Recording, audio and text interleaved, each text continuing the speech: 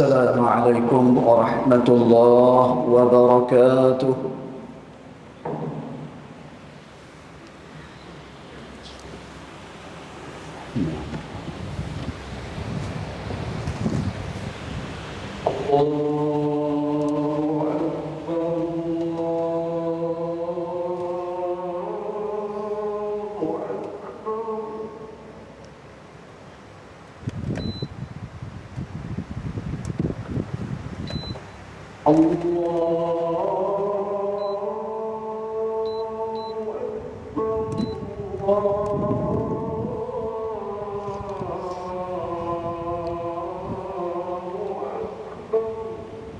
الله أكبر. أشهد أن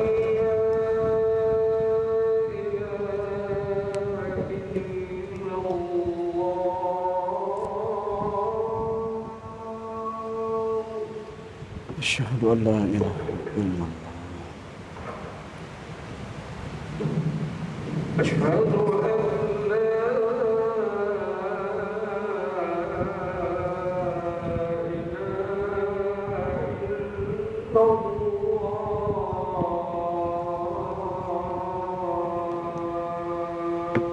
أشهد أن لا إله إلا الله.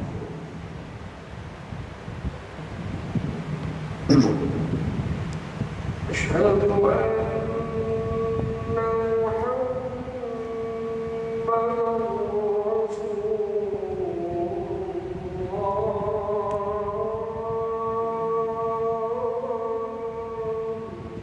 أشهد أن محمدا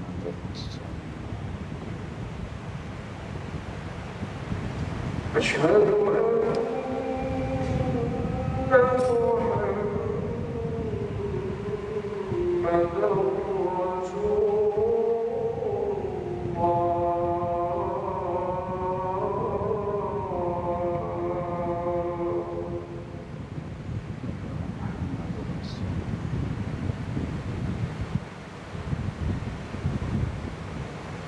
حي على الصلاة.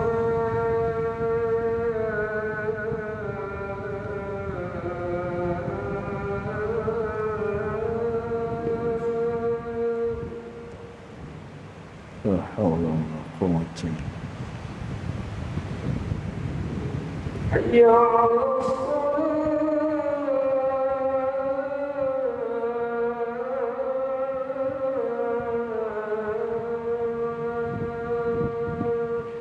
لا حول ولا قوة إلا بالله. حي على الفلاح.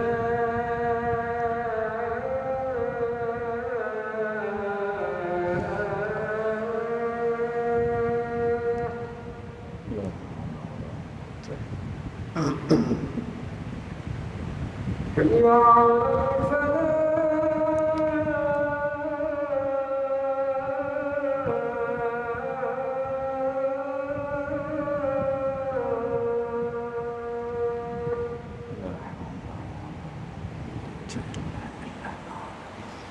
الله أكبر.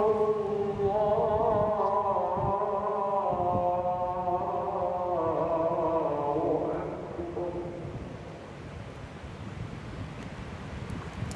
لا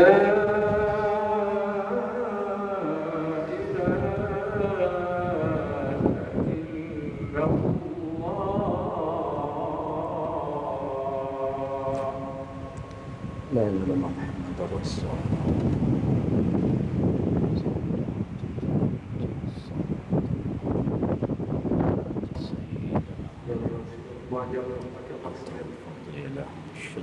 يا رسول الله صلى الله عليه وسلم. صلى الله عليه وسلم. إذا قلت لصاحبك يوم الجمعة على المسلم والإمام لكم فقد نظر لنا maksud siapa yang berkata-kata khutbah membaca khutbah maka secara paling Jumaat itu tidak sempurna Jumaat. Oleh itu benar adalah yang ibadah pengajaran daripada khutbah yang maka disampaikan Mudah-mudahan kita semua termasuk dalam kalangan orang-orang yang mendapat rahmat di sisi Allah. InsyaAllah.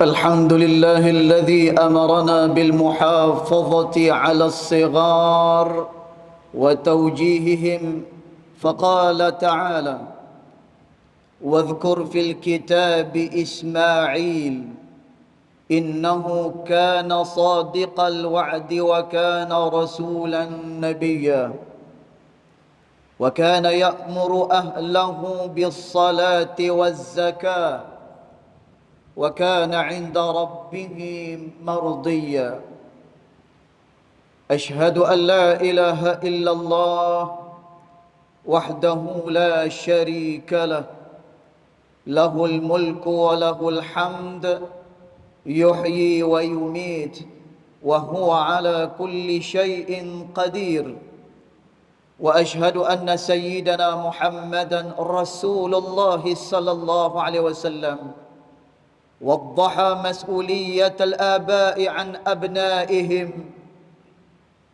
اللهم صل وسلم على سيدنا محمد وعلى آله وأصحابه ومن تبعهم بإحسان إلى يوم الدين أما بعد فيا عباد الله اتقوا الله أوصيكم وإياي بتقوى الله فقد فاز المتقون.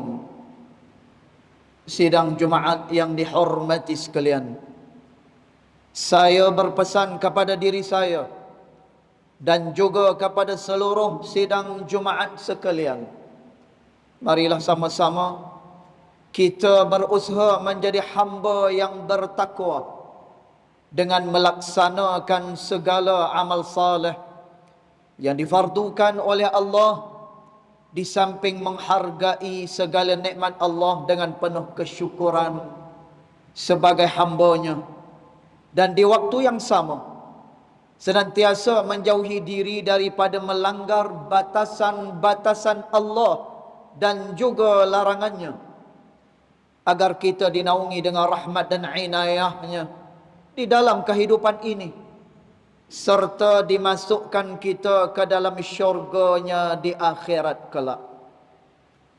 Sidang Jumaat yang dirahmati Allah, anak ialah amanah Allah kepada ibu bapa. Hatinya yang suci ibarat permata mahal yang siap dibentuk dan juga diukir. Jika ia dididik dan dibiasakan dengan ukiran kebaikan, maka ia akan mahir melakukan kebaikan dan ketaatan. Maka pada waktu itu berbahagialah ibu bapanya di dunia dan di akhirat kelak. Namun, jika ia dibiasakan dengan ukiran keburukan atau diabaikan ia, maka ia akan merana dan membawa kepada kebinasaan. Imam Ibn al-Arabi al-Maliki pernah meluahkan kata-katanya, jikalau seorang ayah sentiasa menjaga anaknya dari api dunia dan kerosakan dunia, maka menjaga anak-anak dari api akhirat dan kehancuran akhirat itu lebih penting dan utama daripada yang lain.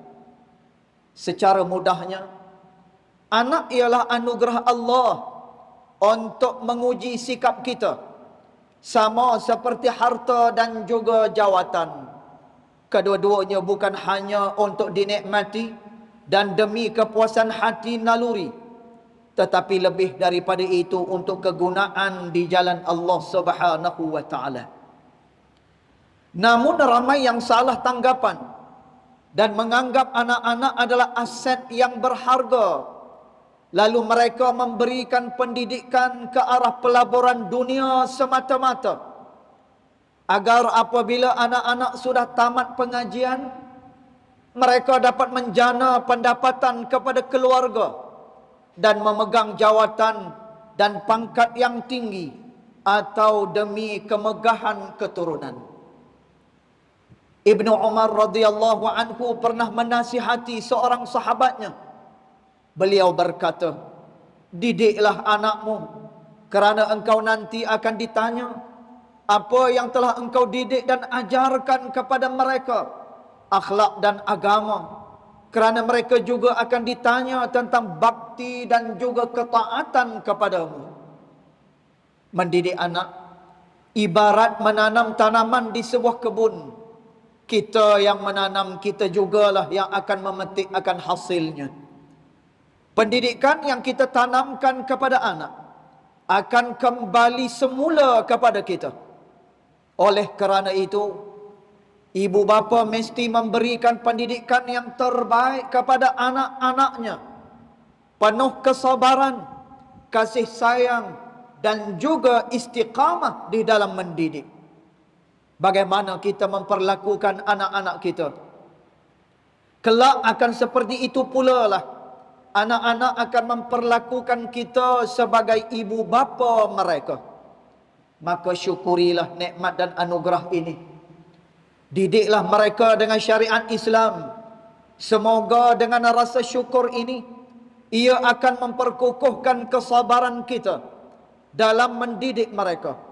Semoga anak yang diamanahkan kepada kita ini akan menjadi anak yang saleh dan salehah, yang bakal menjadi aset bukan hanya di dunia, malah di akhirat, yang akan menaburkan kebahagiaan bagi kedua orang tuanya. Muslimin sidang Jumaat yang dirahmati Allah sekalian, anak menjadi aset apabila ia dididik untuk beberapa tujuan. Yang pertama, sumber kebahagiaan dan ketenangan dalam hidup.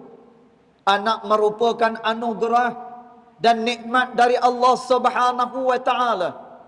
Kehadiran anak dapat memberikan kebahagiaan dan pengingkat kasih sayang bagi kedua ibu bapanya. Sebagaimana firman-Nya dalam surah Asy-Syura ayat 49 hinggalah ke 50 yang berbunyi, "Lillahi mulkus samawati wal ard, yakhluqu ma yasha', yahabu liman yasha'u inatha, wa yahabu liman yasha'u adh-dhukur, aw yuzawwijuhum dhukranan wa inatha, wa yaj'alu man yasha'u aqima, innahu alimun qadir." Yang bermaksud, milik Allah lah kerajaan langit dan bumi. Dia menciptakan apa yang Dia kehendaki, memberikan anak perempuan kepada siapa yang Dia kehendaki, dan memberikan anak laki-laki kepada siapa yang Dia kehendaki. Atau Dia menganugerahkan jenis laki-laki dan perempuan dan menjadikan mandul siapa yang Dia kehendaki. Dia Maha mengetahui lagi Maha berkuasa. Yang keduanya, penyambung kesinambungan keturunan. Anak-anak merupakan keturunan dari kedua ibu bapanya. Kelahirannya menjadi penerus cita-cita hidup dan kelestarian garis keturunan daripada kedua ibu bapanya. Maka dari itu, penting bagi kedua ibu bapanya untuk mendidik anak-anak mereka dengan sehabis baik. Allah Subhanahu wa taala berfirman dalam surah Al-Baqarah ayat 133 yang bermaksud, apakah kamu menjadi saksi saat maut akan menjemput Ya'qub ketika dia berkata kepada anak-anaknya, apa yang kamu sembah sepeninggalanku? Mereka menjawab, kami akan menyembah Tuhanmu dan Tuhan nenek moyangmu, yaitulah Ibrahim, Ismail dan Ishaq, yaitu Tuhan yang Maha Esa, dan kami hanya berserah diri kepadanya. Ketiga, kedudukan anak sebagai perhiasan indah dan penyejuk hati di alam dunia. Sememangnya menjadi fitrah ibu bapa akan berasa indah dan tenang kehidupan apabila dianugerahi anak-anak yang saleh dan salehah. Pada anak-anak lah tempat mereka dambakan kemanjaan dan juga kasih sayang, bermain serta bergurau senda. Malah mereka terkadang menjadi jambatan pengikat hubungan kemesraan suami isteri di alam rumah tangga. Keempat, penerus pahala amalan buat kedua ibu bapa. Anak yang saleh dan salehah mencerminkan perilaku dan didikan kedua ibu bapa mereka. Anak yang memiliki ketaatan dan kepatuhan terhadap hukum-hukum Allah Subhanahu wa taala dan Rasulnya, memberikan manfaat kepada seluruh keluarga. Kebaikan dan ketakwaannya itu yang akan menjamin terkabulnya doa untuk kedua ibu bapanya. Sidang Jumaat yang dirahmati Allah sekalian, tidak semua aset yang kita miliki itu menjana kebaikan. Kerana ada kalanya ada juga yang mengarah kepada fitnah dan kerosakan. Antaranya, pertama, kedudukan anak sebagai cobaan ataupun fitnah. Allah menguji hambanya melalui anak-anak yang dikurniakan Allah adalah untuk melihat apakah hamba tersebut mampu mendidik dan mengasuhnya dengan baik.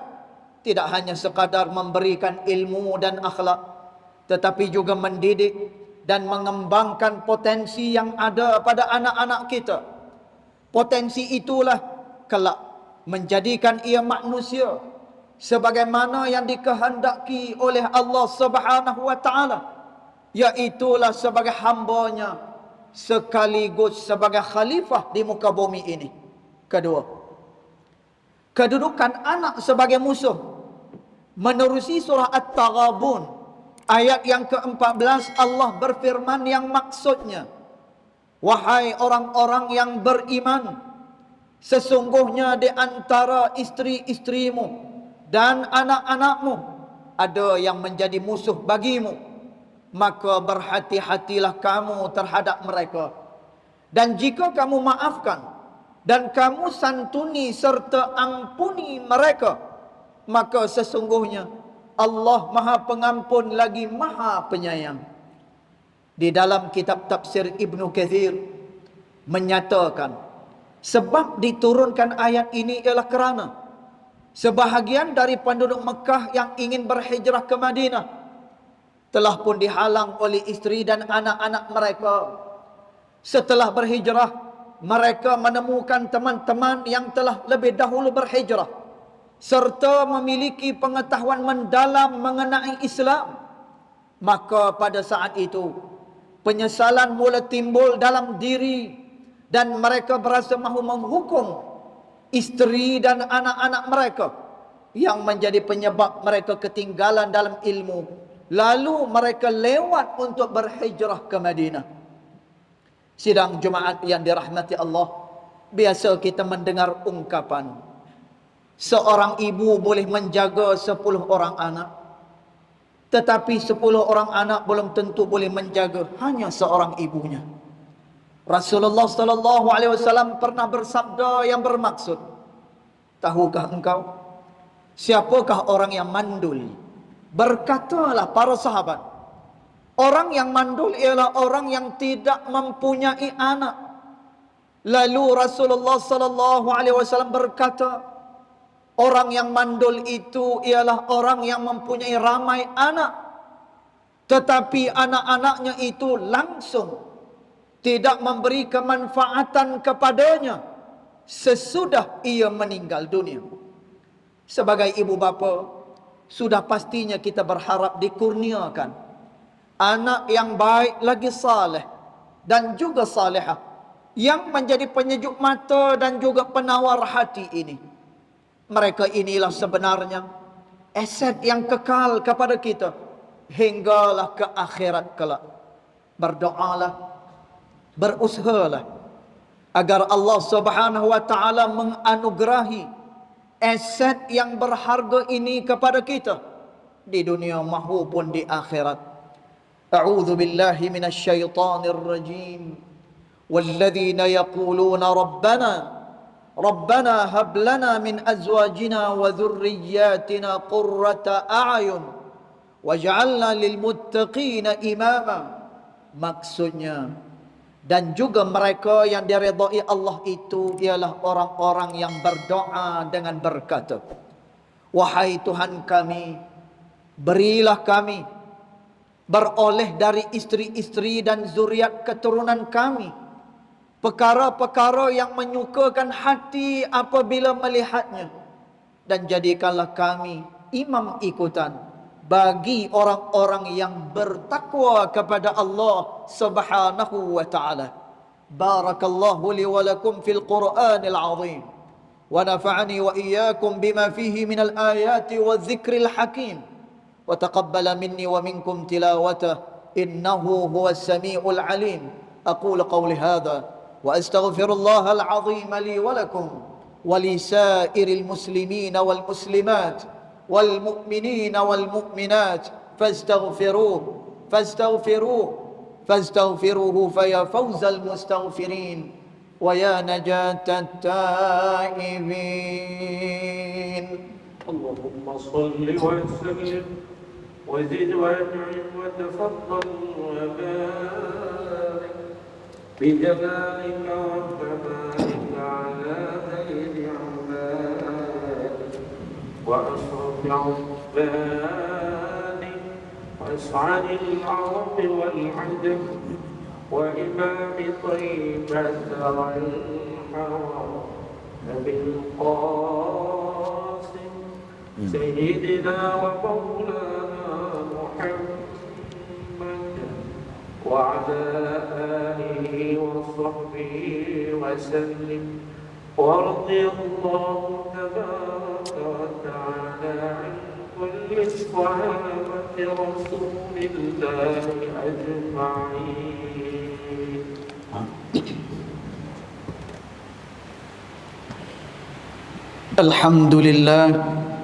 الحمد لله حمدا كثيرا كما أمر. أشهد أن لا إله إلا الله وحده لا شريك له وأشهد أن سيدنا محمدا عبده ورسوله. اللهم صل وسلم على سيدنا محمد المنقذ من الضلالة والجهالة إلى نور الحق والإيمان والهدى وعلى آله وأصحابه الذين هم قدوتنا ولهم الفضل على جميع الأمة إلى يوم القارعة. أما بعد، فيا عباد الله، فإني أوصيكم ونفسي بتقوى الله العلي العظيم، فاتقوه لعلكم تفلحون. اتقوا الله من سماع اللغو وفضول الخبر وانتهوا عما نهاكم عنه وزجر. فقال الله تعالى: يا أيها الذين آمنوا اتقوا الله ولتنظر نفس ما قدمت لغد واتقوا الله إن الله خبير بما تعملون. واعلموا أن الله أمركم بأمر عظيم، أمركم بالصلاة والسلام على نبيه الكريم فقال: إن الله وملائكته يصلون على النبي يا أيها الذين آمنوا صلوا عليه وسلموا تسليما.